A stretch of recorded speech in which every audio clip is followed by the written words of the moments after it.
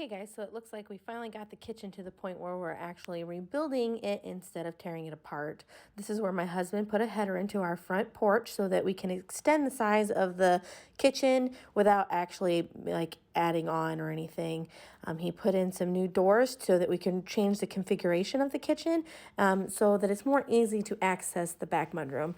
We are planning on leaving our ceilings semi-exposed. We thought about fully exposed, but I decided to go with something more like this because we had some beadboard sitting in the barn, like small pieces that we're going to put up in between the beams. So I'll show you more of that later. But I think that'll let the kitchen feel a lot more open and the ceiling feel higher, even though we only have 8-foot ceilings. It's going to feel a lot taller in this room now after we do that. At this point now we have the new doorways put in and widened.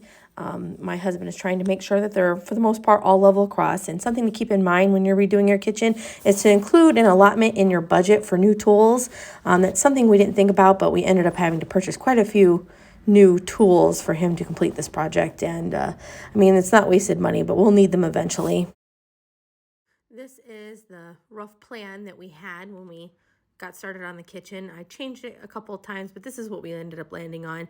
Now the oven will be quite a bit wider than what's pictured here, but we decided that we wanted to try and fit in an island, even though it's going to be tight.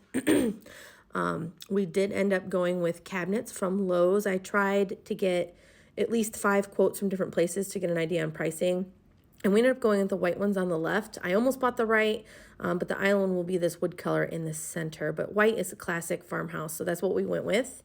I ended up going back quite a few times to cancel and reorder them with changes. So I suggest people sleep several times overnight on the decision you're going to make before you actually purchase them, because it's not fun to cancel and reorder them. But it's a long receipt, isn't it? This is the sink that I ended up getting at a restore, a Habitat for Humanity restore. I plan to refinish it, which I'll show you in another video, but I really wanted to lend that vintage feeling to the kitchen. And I think that this sink will accomplish that feeling, that homey feeling, so that it doesn't feel too new and too much like a rebuild, like a complete new kitchen. I wanted it to feel a little lived in, a little homey. So I'm very excited to see how the kitchen turns out after I refinish it. The next big decision was the window, and we really struggled with the window. I wanted a black window, but he didn't want to wait to order a special one, so we ended up going with these from stock Home Depot. They're casement windows, which we're really excited about.